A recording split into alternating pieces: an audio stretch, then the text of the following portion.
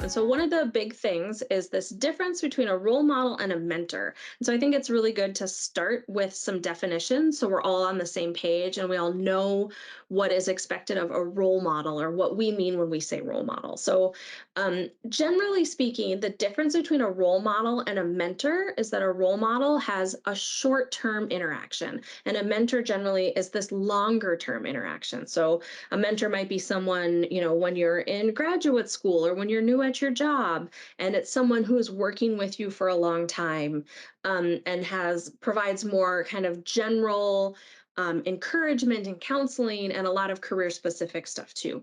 Role models don't have to be that super one-on-one type interaction. It can be shorter. You don't have to have a prior relationship with the person you are role modeling. And in fact, you don't have to have even met them, right? So a lot of us, when we say, who's your role model? You might say, Mae Jemison was my role model. Well, you probably didn't meet Mae Jemison, but you knew who she was and she inspired you. And, that's what maybe your role model might be. So, we fit a little in the in between there where where we want people to be real role models, like in person. I hate to say in person because a lot of them will be virtual, but like a face-to-face role model. So where the youth actually will get to talk to you and ask you questions, as opposed to being a historical figure or someone really famous. But we're not expecting that role models in the NIFTY program have a long-standing relationship with a group or an individual youth. Okay.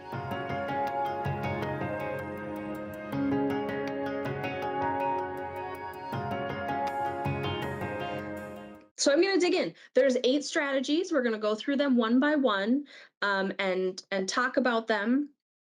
And there's going to be a lot of opportunities for you to share things in the chat, about how you connect with a strategy or what you think you will do when you're talking to a youth group.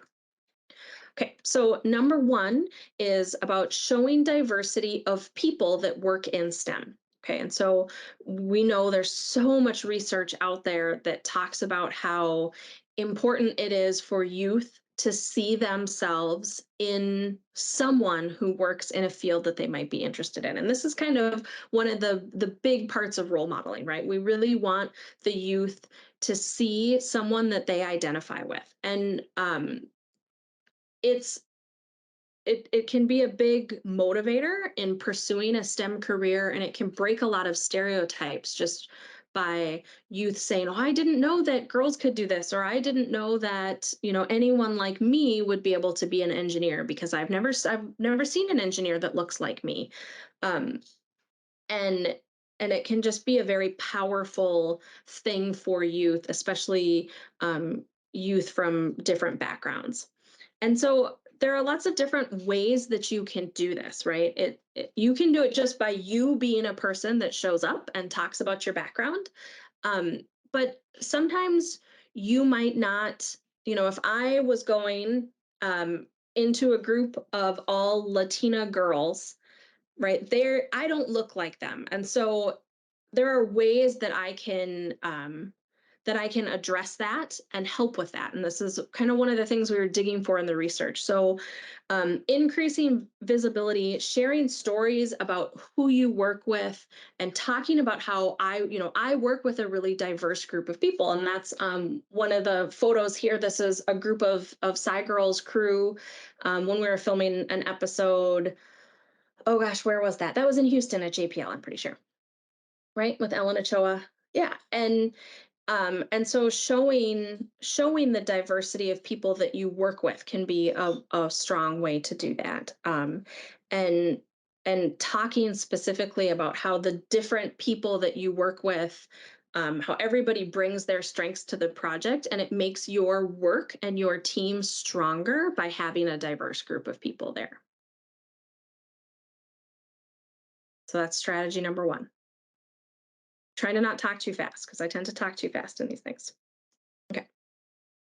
So I just want to be clear. One of the things that we know will be in our final guide is some definitions. Because when we talk about diversity, we want to make sure that we're talking about the same thing. So the definition we're going with is a range of people with various racial, ethnic, socioeconomic, and cultural backgrounds and various lifestyles, experience, and interests. So we want to make sure that when we're talking about diversity, we're not just talking about skin color. We're talking about someone's background and all of the pieces that make them whole, right? There are lots of different pathways that we can all take. We all have different backgrounds, different lived experiences, and so diversity can come from all of those pieces, right? It's not just about religion or culture. Okay. So, strategy number two is about making a personal connection to create an inclusive learning space. And the term inclusive learning space, I mean, it is what it sounds like, right? This is a space where everyone feels included.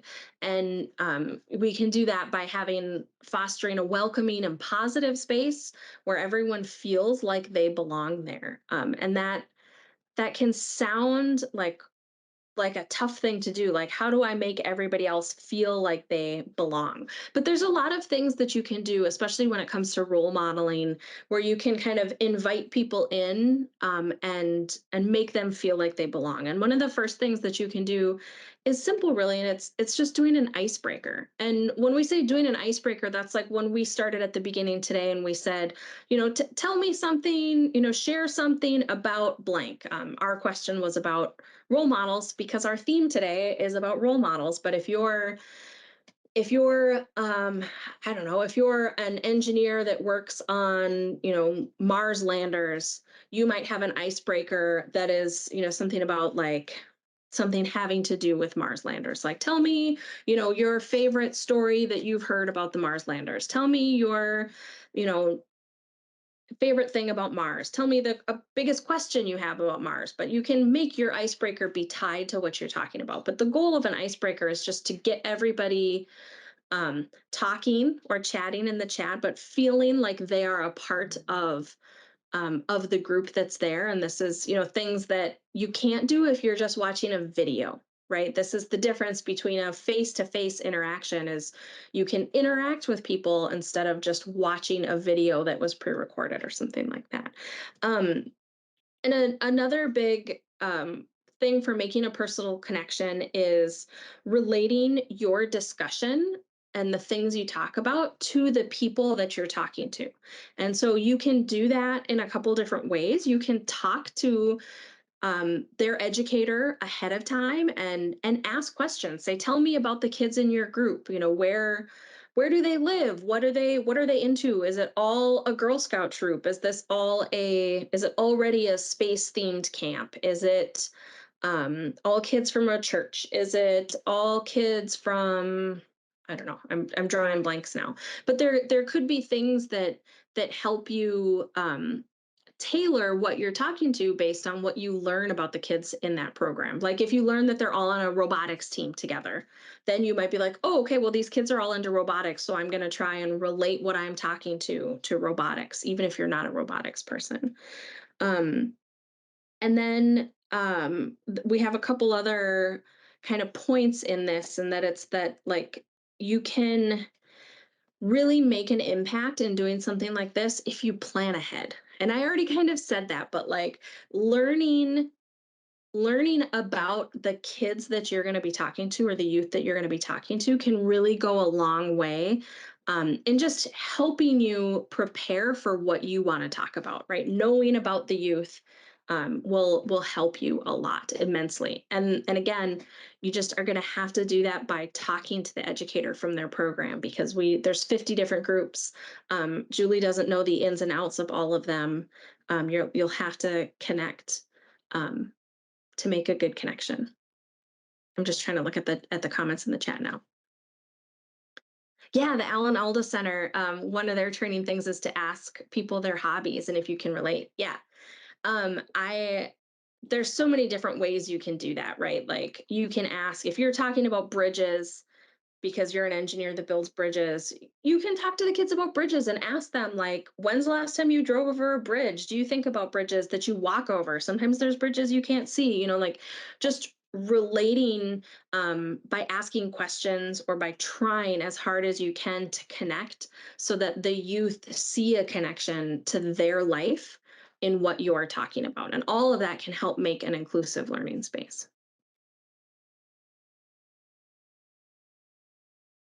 Oh, the last sentence on here talks about how making an inclusive learning space gives youth the ability to explore their intersectionality in their identities. And this is one of those words that we thought we should define just so we're all on the same page. So, intersectionality is the interconnected nature of social categorizations such as race, class, and gender as they apply to a group. So this is the idea that I don't have to be one thing. I can be many things. I have all of these intersectional identities. I'm a woman. I'm a scientist. I'm a mom. This is my intersectional identity for me personally. And that an inclusive space is one where someone feels like their whole intersectional identity can be a part of that space. Okay, number three. Trying to check my time here. How are we doing? Good. Um, so sharing your whole self, and this is one of those ones that I think is the most fun, but where research really does show that sharing lots of aspects of your life is a great way to make a connection to youth. And I want to be very clear. You should only share things that you're comfortable sharing and that are appropriate to share in the space you're in. But this is an example would be like me. I just a moment ago said I'm a mom, right? Like you shouldn't be afraid to talk about who you are as a person. You're not just a career. So talking about other parts of your life, um, and bringing these bigger pieces are a really great way to connect with youth and to have them see you as a person, right? We want them to see you as a person, not just a job. And so you can do that in so many different ways, right? You can share personal stories. Of course, only what you're comfortable sharing, but share personal stories, show photos, like show family photos, show photos of you in college, show photos of you at work. Everybody loves to see photos of people in action, especially if what you're doing is a virtual visit. Show photos that show you at your office, but also you at home, you on vacation. That show all these different dimensions of who you are as a person. Um, and another big piece on this is sharing your pronouns, which pretty sure is a slide. So we know that it can be really important to share your pronouns to make all youth feel included. And a note about this is that the reminder that everybody has pronouns, right? We all have pronouns. You shouldn't ever assume that that people will know your pronouns because that can be very off-putting to someone else who might use kind of the non assumed pronouns. So pronouns are things like she, her, he, him, they, them. Zer is a probably one that you might not be as familiar with, but that is another example of pronouns. And so just the reminder that everybody has pronouns. You shouldn't assume that someone is going to share pronouns. Like the ownership should not be on them to have to tell you if they have different pronouns. Like, so start by, on the first slide of the presentation, Nikki and I both had our pronouns. It's a little tricky in Teams. Like usually when we're in Zoom, you can put your pronouns right in your name, but it's a little harder to do in Teams. So my pronouns are not in there, but just saying your pronouns, you don't have to make a big deal out of it. Just say, hi, I'm Katie. I use he, her pronouns, or put it on a title slide, put it on your name tag. That can go a long ways in making a lot of other people feel included and a part of the group. Okay, so that's sharing your whole self. Pause for a second. Um, so what I would like to do now is there'll be a couple points when we're going through these where we want to pause and have kind of a reflection. And these are things that it would be good for you as a role model to think about these things and maybe even take notes, write it down, make a little note on your phone or something like that, so that when it comes time for you to do a presentation, you can remember these things. So like, what do you like to do when you're not at work? that you would share with a youth group that you're talking to. So take a minute. What would you share? What's something about you that you think might help you identify with a group of middle school youth? If you want to, you can share that in the chat. You don't have to, but I'm going to pause for a minute and let everybody think about what it is they like to do when they're not at work. Okay, so I hope everybody can think about something. I love to talk about I love to be outside. Oh, good. So people are sharing. Okay. Ooh, cooking, trying new stuff in the kitchen. I love canoeing. My family and I canoe a lot, so that's one of those things that I talk about. But so think about that. Like, what are things about you that you would share? And it might feel kind of weird at the start to be like, why they're here to talk about my job at NASA. They want to hear about my job at NASA. Why am I telling them about how I like to cook? But it really is important. We want you to be seen as a person, as a whole person, that has lots of varied interests. Okay. So strategy number 4 is about sharing your STEM journey. So we've already talked about trying to make a personal connection and sharing your whole self. And it's important to also think about the journey and the path that you took to get where you are. So everyone's journey is different, and it's okay, and it's exciting that everybody's journey is different. And so don't be afraid to talk about what your path was, including any stumbling blocks. Right? This is an important thing for youth to hear about, um, and you can do it. You can talk about choices you make along the way. Um, think about like what first inspired you to be a STEM person, or maybe you didn't start out being a STEM person. Maybe you didn't have a science degree. Maybe you weren't interested when you were in high school. But like talk about all of those things, because you never know what the youth you're talking to, you don't know what they're going to relate to. And so it's important for them to hear how other people's journeys brought them to where they are. And you can even talk about like the future path of your career, because a lot of time, especially in like space exploration and things at NASA, that can be really exciting, right? To talk about, well, this is what I do right now, but I kind of hope, in 10 years from now, what are we going to be doing, right? There's a lot of really exciting stuff that's going to be happening. And so talking about your path and where your path could lead in the future too can be a very inspirational thing for other people to hear and connect with. Another big thing here on the STEM journey piece is talking about how your job is rewarding. And right, this is a piece of your career that people probably don't talk about enough. And it's like um what is rewarding to you personally and professionally. So statements like, I love my job because it allows me to work from home, right? I'm working at my home office right now and I love that. I have little kids. It's so nice to be home when they get home from school. I love my job because I get to do something different every day. I get to travel. I get to work with amazing people. Think about what the personally and professionally rewarding pieces of your job are, because that's a part of your journey, and it should be part of why someone chooses a career, right? When they think about what the pieces of their job are and how that can benefit them. So, like I said, part of your journey to where you are today, there were probably some challenges and barriers. So, what did you have to overcome to get to where you are? And this is an important thing.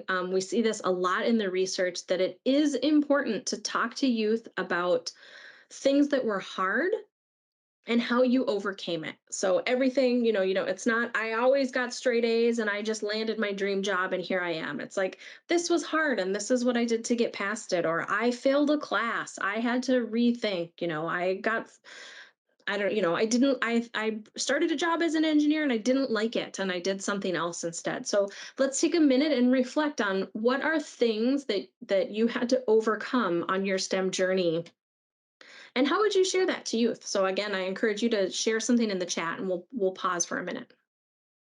Yeah, people are showing a lot of big challenges in here. And it can even be things like I really struggled to pay for college, and so I had to figure that out, like that is a thing that is on people's minds. And um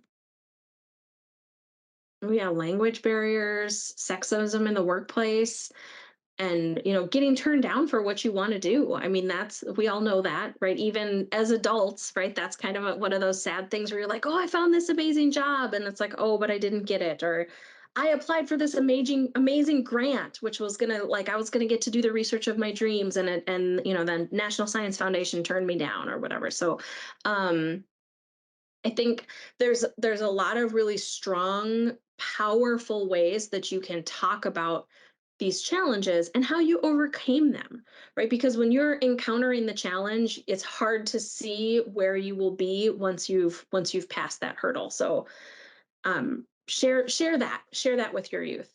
Oh my gosh, thermodynamics. For me, it was partial differential equations. I hate that was like a deal breaker for me in grad school. Anyway. Yes, thank you, Katie. All right, my turn. This is a great segue because I'm reading this and I'm just thinking, oh, this next strategy number 5 is encourage learning from setbacks. And just reading some of these about like the failed physics class or calculus class or not getting that NASA internship the first time through, and taking those ideas, taking what happened and those and using them to learn from them and try again. That first attempt in learning, that's what failure is, right? So, teaching youth that working through problems and having experiments fail is a normal part of the scientific and engineering process as well. So, that is a good thing to learn just in STEM in general. When encourage learning from setbacks, you want to promote perseverance. So I'm hearing a lot of that throughout this thread here on this side, and I'm trying not to keep reading it because I'm completely sucked into these stories now. You also want to give specific feedback when working with youth.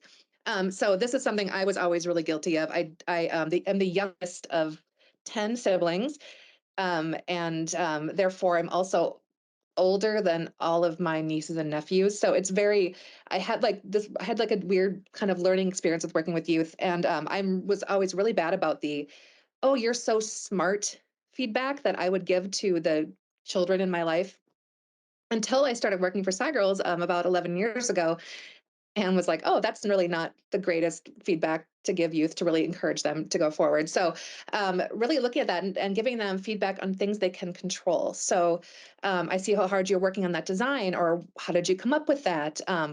What did you decide to do next? Those sorts of questions when working with youth help them really work out that learning process in their heads. The other really big one that I was not comfortable with when I first started with Sci Girls, but now I'm fully comfortable with is saying, I don't know. I don't know the answer. Let's figure that out together.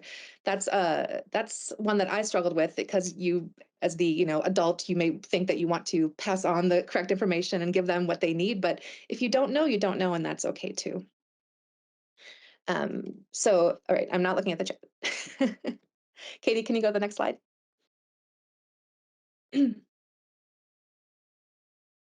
So number 6, communicate how your work impacts people, your community, and the world. So your everything you do in your job can be impactful in a variety of ways. It's not only the big, you know, I'm saving the entire planet way of looking at your work. It can be smaller things too. Maybe your job offers up other career paths for other people. Maybe you're a mentor in your job that you're working with. If you have apprentices underneath you, learning from you. Maybe your job has solved some environmental problems or health issues. Does it improve access to resources? Really taking a moment to reflect on what you do in any sort of way that might have a positive impact on people or just the community or the world in general, because most youth are really drawn to that sort of work. And I don't want to move on too fast, but we really want to focus on positive messaging here as well when you're working with youth. And I want to take a minute now to have you reflect. Sorry, Katie, can you go to the next slide? I keep trying to move the slide, and it's like I can't. On how does your job impact people or the world? Maybe you really love your job and it makes you happy. And so therefore you're bringing happiness outwardly into the world when you're out there meeting people and working with your colleagues. Um, I know when we often talk about these STEM careers, we probably have our own ideas of what that means, but that it's important to also highlight how the non-STEM professionals that you work with are impactful in STEM as well. So when you think about the communications folks that you might work with that get these messages out about the work that you're doing, you think about like the graphic designers that you work with, just everyone in your day-to-day world in STEM and how they are impacting the work that you do as well. Number 7, show how STEM is creative and collaborative.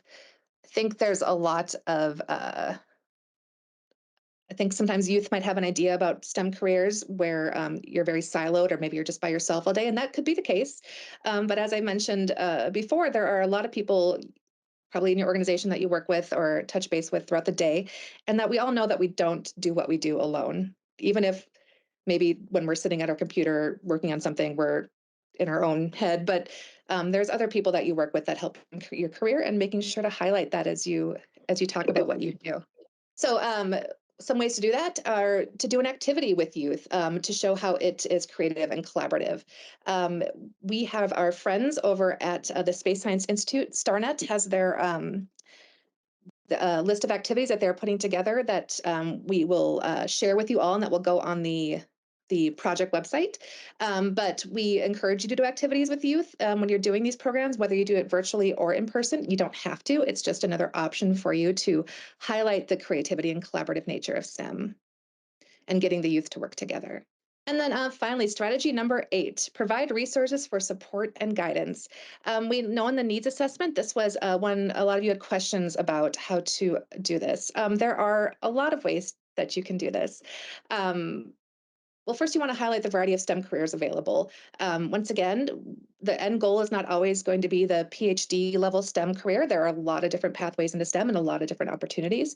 There's non-university career tracks when you're talking about, mechanics are STEM professionals, electricians are STEM professionals. So really looking at it in that really broader sense of what it means to be a STEM professional. It's would be a good thing to do when you're talking with your program partners, or when you go out, even if hopefully if you go out after you're done with this NIFTY project and you want to continue doing this when you're working with these programs, is to talk to the educator or the group leader of these programs to find out about opportunities at their school or in their communities where youth can seek out additional STEM projects and programs. So maybe there's Boys and Girl Scouts or other after-school programs. Maybe there's something happening at their local library. Obviously, it's not on you to know all of those things, but if you're in communication with the program lead, they can hopefully help you to share those resources going forward when you meet with the youth. And then you want to explain why STEM classes matter beyond even STEM careers. They are important in everything. In all careers.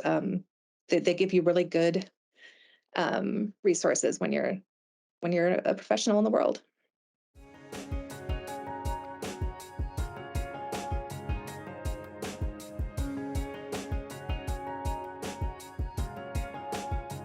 Great. Okay. So, and I think this is a good segue into what we're going to do next, because we've talked about the 8 strategies and tried to get you guys to think about the strategies a little bit. And now what we're going to do is an exercise. Sorry, I'm like so distracted by reading what's on this in the chat. Where we give you an example. So I am going to give an example role model introduction, which is always kind of horrifying and feels really weird when you're not actually talking to a youth group, but I'm going to do it anyway. It'll be fine. And I'm just going to give a very short um, introduction. And actually, these slides are actual slides that I used when I did a role model. I was a role model at the local middle school that's just down the road from my house. And I'm going to do a shortened version, and then we're just going to talk afterwards and kind of talk about what strategies did you see, what strategies what other strategies should I have or could you include? How would you include them? And kind of have a bigger discussion about what these strategies might look like when you're actually introducing yourself to a group.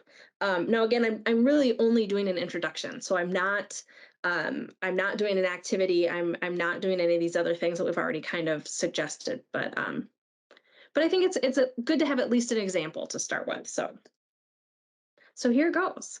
So hi, I'm Katie. Thank you for having me come join your group today. I'm really excited to talk to you about my career and what I chose to go to school for and kind of my path. And so I'm a science producer for a show called Sci Girls, which it airs nationally on PBS. I work at a local PBS station, Twin Cities PBS here in Minnesota. And so I would love to start just by asking everybody, what's your favorite show to watch on PBS? So go ahead and put it in the chat. What do you love? What are your favorites on PBS, or what can you think of on PBS? Good. So I'm seeing a bunch of stuff come in there. I love like any sort of good British mystery. So I watch a lot of like BBC stuff that airs on PBS.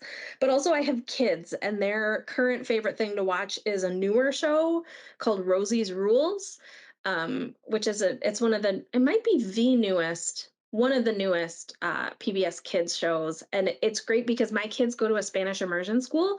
And so they speak only Spanish at school. And Rosie's Rules is a little girl. Rosie is a little girl who talks Spanish. She speaks in Spanish when she's talking to her grandma, so it's a bilingual show, and my kids love it. And so I could sit and watch Rosie's Rules all the time. It's adorable.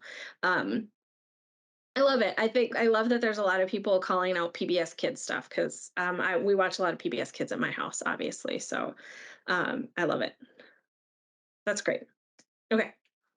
Well, I'm going to start just by talking a little bit about me. So I am born and raised in Minnesota. I live in Minnesota right now. And here's a bunch of pictures of me and my family. So in the center is my whole family. I am very close with my parents and my brothers and their wives and all of the kids. So that's kind of that picture in the middle. There's six little cousins. Two of them are mine. So you can see my two little kids, Henry and Hazel. They are 9 and 6. This week is their last week of school for the year, so things are a little crazy at my house right now. I'm married. My husband's name is Chris. He's a psychologist. And one of our favorite things to do, you can see this kind of lower fuzzy picture, is to be out canoeing. So Minnesota is the land of 10,000 lakes. I live just down the street from a lake, so we go out on kayaks a lot in the lake and canoes. And my family has a cabin in Wisconsin too. And so this is just kind of our constant. We are in canoes all the time. I grew up in a canoe. That picture is me and my sister-in-law with four of the kids canoeing. Um, we love it. My kids are avid water kids. They love being out on the water. I also am a cat person, so I have two cats. The picture here is our kittens. We got them at the start of the pandemic, so they're like 2.5 years old now or something like that. But that's me and my family. And but like I said, I live in Minnesota, but my job is I am the science producer for a show called Sci Girls at PBS. It airs nationally on PBS. And so what is a science producer? Because that's kind of a weird term that maybe people aren't familiar with. So you can see me, I'm in both of these pictures with some of our crew. And what I get to do as the science producer is travel, which I love, and travel when we're filming episodes. And so my job is to kind of be the scientist on set, which is really cool. It means that I am always just listening, like I have headphones, and I'm listening to everything that everyone is saying, and I interject if someone should maybe say something a little differently or clarify or use different words. And so I'm always listening for scientific accuracy and to make sure that everything is age appropriate. So like we work with on-camera role models or mentors in the show. So they're STEM professionals, and I want to make sure that when they're talking about a science topic or what they do for work, that they're doing it in a way that's approachable for like, down to like a first grader. So kind of first grade through middle school. It's a really big range, but so that's kind of the one of the key things that I do as a science producer. There's a lot more to it than that. I um, help pick projects that we're doing and kind of make sure that everything falls in line with national science standards, so that we know that our show is kind of hitting a lot of national science standards stuff. But there's there's a lot of really amazing things about my job that I never would have imagined. And I think the number one thing is that I never in a million years thought I was going to work in TV production. Like I was a science person through and through. And so my path to get to being a person that works on a TV show is it just kind of goes all over the place. It's ragged, and I love it. And it's fun because a lot of the people that I work with on the show are straight TV people, like, or production movies. So that's their whole life. They do all kinds of different media production, and I'm just kind of the science person that's there, that's just always listening and throwing out different ideas and getting them to tweak what we do. And so it's really fun because no 2 days are alike, and everything is always different, and we get to work with tons of different people, and change gears all the time. So like I really love learning new things, and so like one of an episode that we filmed. That's one of the pictures that's in here, actually. That's kind of the close up of a group shot. We filmed that in South Carolina, and the whole episode was about fireflies. And I have a science background. My background is in geophysics and geology. Like I don't know anything about fireflies, but as the science producer, my job was to just study and learn a bunch of stuff about fireflies, to help prepare for this episode. And part of that is also acknowledging that, like, I'm never going to be an expert on fireflies, and so I also know how and who to contact if I have a question. And so that's kind of part of my job too, is just to like have lots of people on speed dial, so that if some weird question comes up about fireflies, I know the right person to ask, because it's not always going to be me. I don't have all the answers. Um, and I do a lot of other things at my job too. I'm not just a science producer. I do trainings and things like this, and help write grants and do a lot of grant reporting. But um, science producer is kind of the cool thing that I'm here to talk about today. But like I said, my path to get to working in TV doesn't doesn't make sense, or it's not, I was never drawn um to TV or media production. I was never one of those kids that like had a was making carried around a video recorder back when that was a thing. I just wasn't one of those people, and instead my path was really more based in science. So like I grew up in Minnesota, and for me, my mom was always really great at like inspiring us to look at stuff in the sky. So my mom had a telescope, and she would wake me and my brothers up in the middle of the night to like go out and see the northern lights when we were at the cabin, or she'd set up the telescope to look at the moon or to look at Saturn's rings or something like that. And so those are like some of my really fond memories as a little kid, of just getting to do that kind of stuff with my family at the cabin. Um, and I think that was kind of where my love for space science really started. And then when I started college in Minnesota, and kind of had one of those, I love Minnesota, but I would really love to live someplace else. And so for me, college was an easy way to live someplace else and to move away. And so I moved to Texas, and I did my undergrad in Texas, and worked at the Lunar and Planetary Institute, which was really cool. I was doing lots of work on impact craters on the moon and Mars. And then I went to graduate school in Alaska, and absolutely fell in love with living in Alaska and thought it was just the coolest place. And so I ended up doing graduate work in Alaska, and that's my master's graduation picture there. And I worked on impact craters on the moon and Mars while I was there too. So that was um, kind of my educational twist while I was there. But just being in Alaska and living someplace really cool like that broaden my horizons on like things that I like to do. So I had never really considered myself an artsy person, but while I was in grad school, someone said, "Hey, let's learn how to be ice sculptors." And so I ended up spending years as a competitive ice sculptor. And so there's a picture of me making a little, it was a wild boar, I think, for a thing. But so that was just kind of one of those fun things that like I moved someplace else for graduate school, and got to do ice sculpting and stuff that I probably wouldn't have done had I not moved someplace different for school. So like that was really exciting for me. Um, and then while I was in grad school, like I had kind of this big pause where I was like, I don't know if I really want to be a researcher. I had always thought I wanted to be a researcher. I'm not really sure that's what I want to do. And I ended up spending a whole bunch of time when I wasn't ice sculpting and I wasn't writing my thesis, I was a Girl Scout troop leader and I ran a bunch of science outreach stuff out of the university. And one of my advisors kind of pulled me aside and sat me down and he said, you're really good at this and you clearly really love it. Did you know that you can do that for a job?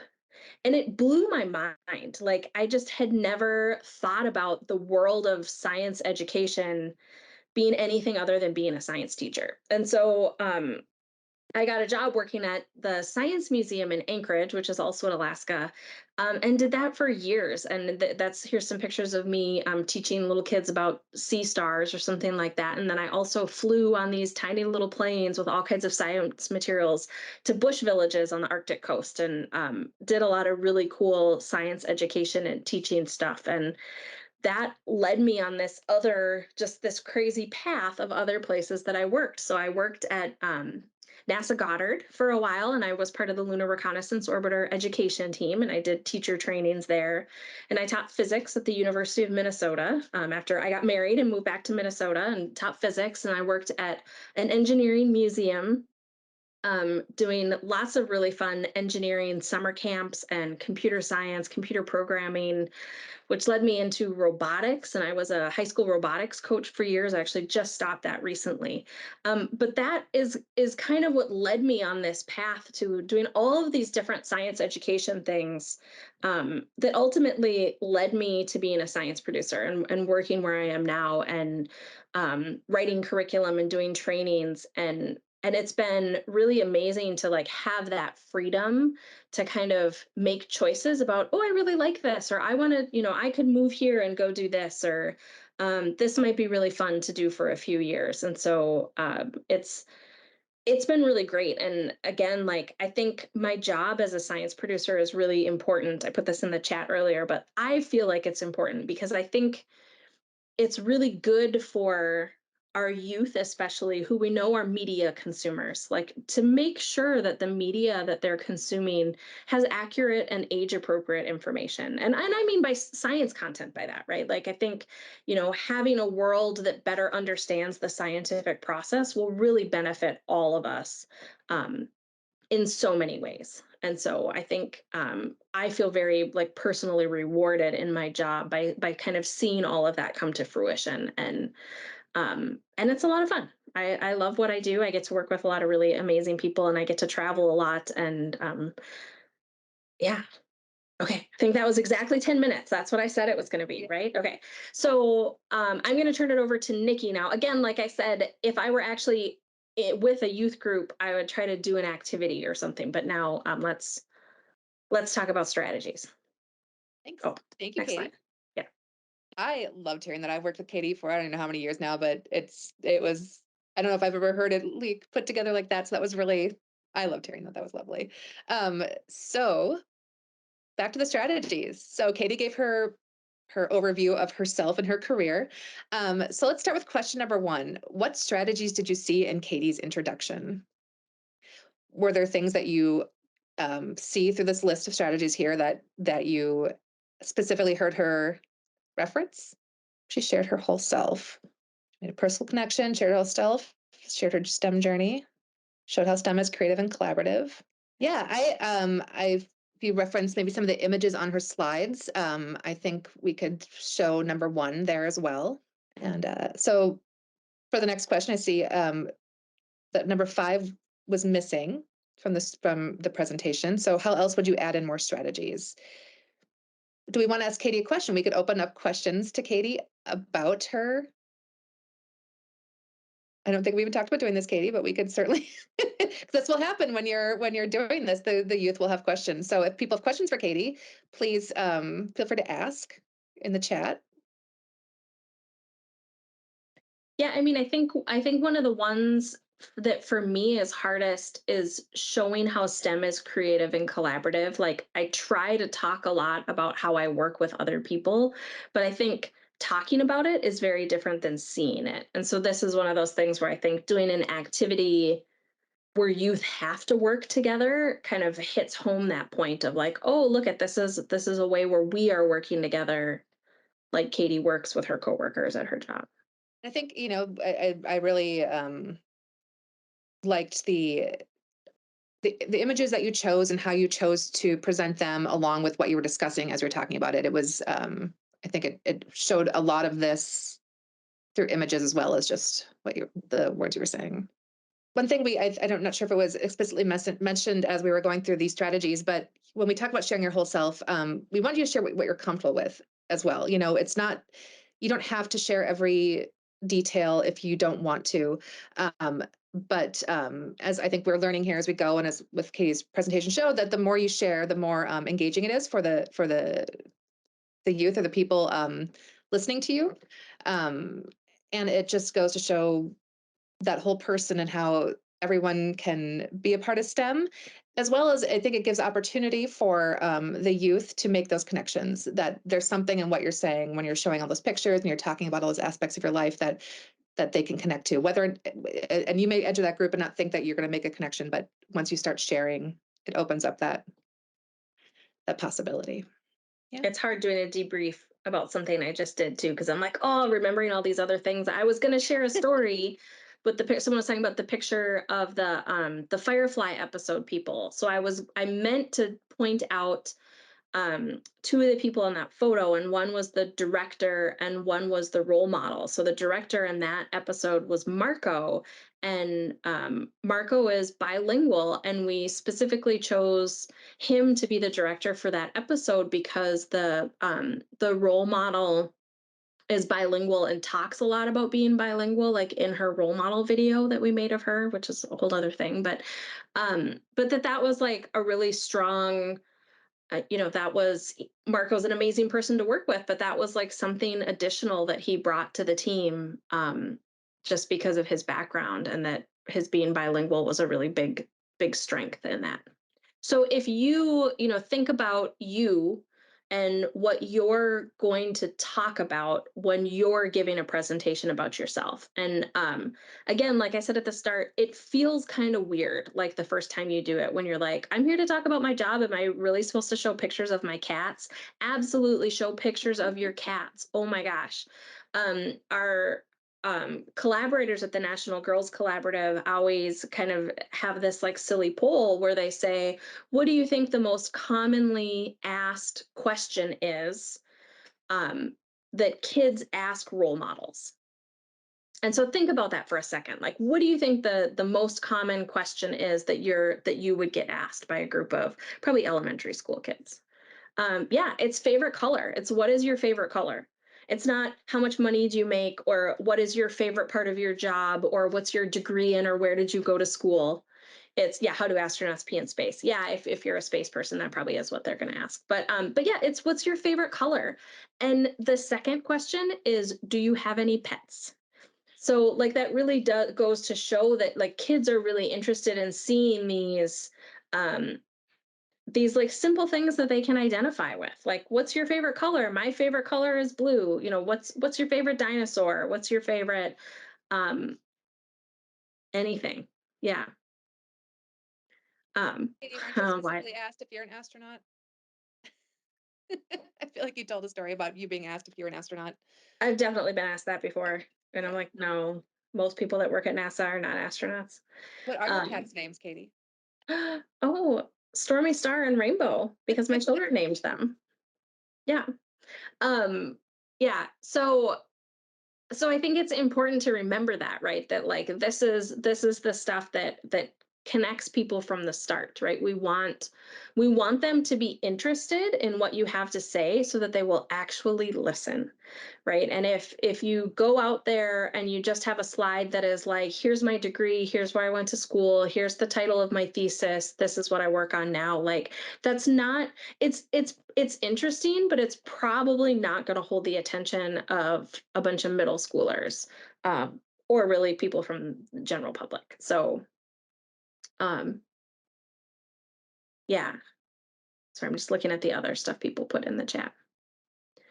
One of the other things that I feel like we get asked a lot in role model trainings, and again, it's in the role model guide draft that you will find on the website, is like, how do you answer questions that you don't want to answer? Or how do you answer a difficult question? So if someone asks you something like, and I have been asked before, how much money do you make? And that is a very weird question to answer. And you certainly, if you're comfortable saying how much money you make, you can. But I also push back at the idea that, like, you could tell them a number and the kids probably aren't actually gonna, that's not gonna mean anything to them. So think about what your answers mean. So if someone asks me, or when I have been asked, how much money do you make? I say, I make enough money so that my husband and I own a home and we have cars and we're comfortable and we can go on vacation probably once a year, right? Like, because that makes sense. Like, do we have an extravagant lifestyle? No. Can we make ends meet and provide for our family? Yes. And so, I think thinking about questions like that, um, and how you answer them can be really important.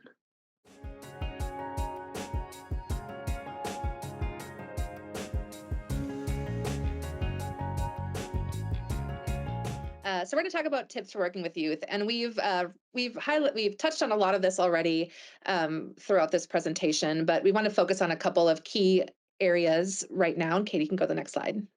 So we talked about questions that you should use when working with youth. Don't focus on the yes or no's. Don't focus on the you're so smarts. Really ask that, right? Really ask them to get at the root of how they got to where they are. So the questions about how did you get to that answer, that sort of thing. And then the open-ended questions of, like, what do you notice when you did that? What does this remind you of? Really get them talking, get them thinking. Try to avoid those yes or no questions. Once again, don't be afraid to say I don't know. um, that's really important because we don't all know everything, and but we can all work together to figure it out, and I think that's the real key there. um, and then start with an icebreaker. You'll notice we did that at the beginning of this presentation. If you're not familiar with what icebreakers are or how to use them, in our Sci Girls world, we do icebreakers at every single thing we do. So they're very ingrained in how we present. But icebreakers should come from an inclusive place, and they will ideally relate to what you're going to present on. So depending on maybe on the STEM field you work in, you might try to think of an icebreaker that will go along with that. We will provide a list of icebreakers or examples on the project site. They're not there yet, they will be. Um, but we want to make sure that you're not asking youth to share too personal of information when you're doing icebreakers. Youth come from a variety of backgrounds. If you don't really want to make your icebreaker be, uh, what are your parents' jobs, or something like that. What do your parents do? That's a lot of youth might not want to share that information. Not all youth have pets. Not all youth have backyards. Things like that. Trying to avoid those sort of everybody assumptions that we might make, and be more general in what we're asking when we do those icebreakers, in particular with youth. Does anyone have any icebreakers that they have found successful, or maybe that they've cringed on when they've been in part of presentations? If so, please share them in the chat and mark if they were good or bad. We're not spreading the bad ones around. Give you a moment to type that while I talk about this final bullet here on the screen, which is, remember, youth are people, and to treat them with respect and dignity. And that may seem super obvious, but just a reminder, that they're people and they understand, and to treat them as such. Please share those icebreakers if you have any. And like I said, we'll put them on the project website. Yes, share your favorite science fact. We did one with this team on another project, I think it was, and it was very successful, and we all learned so much about science. And then we all went around and told everybody our new science facts afterwards. So as we said, your visit with the youth in these programs will likely be virtual. It's not necessarily going to be virtual, but it all, as we said, depends on where you are and how we can make that work. But most likely they'll be virtual. And the good thing, I guess, is that kids are pretty used to virtual interactions these days. Um, but you want to make sure when you're doing your role model visit to make it interactive. And you'll notice on this list below on this slide that we've tried to incorporate most of this into this presentation because we wanted to showcase doing these things. So poll questions. That's always a great thing to do. I had a lot of fun seeing your poll answers and which strategy won out in the end. Um, Using annotating tools to draw on your slides. We did not do that one on this one because I don't know how to do that on Teams. See, I don't know. So I'm not afraid to say it. And I tried to look for it and I couldn't quite get it figured out before this. So it was not used in this presentation, but it's definitely something you can do. Which, if you jump down to the last bullet, is test your tech beforehand. That's super important as well to make sure everything's going to work. It's always good to get on one of these calls or one of these presentations early. We try to do 15 minutes early just to test your audio and your screen sharing. And if you're going to show a video, make sure that's going to work. If you're going to use polls, make sure that works.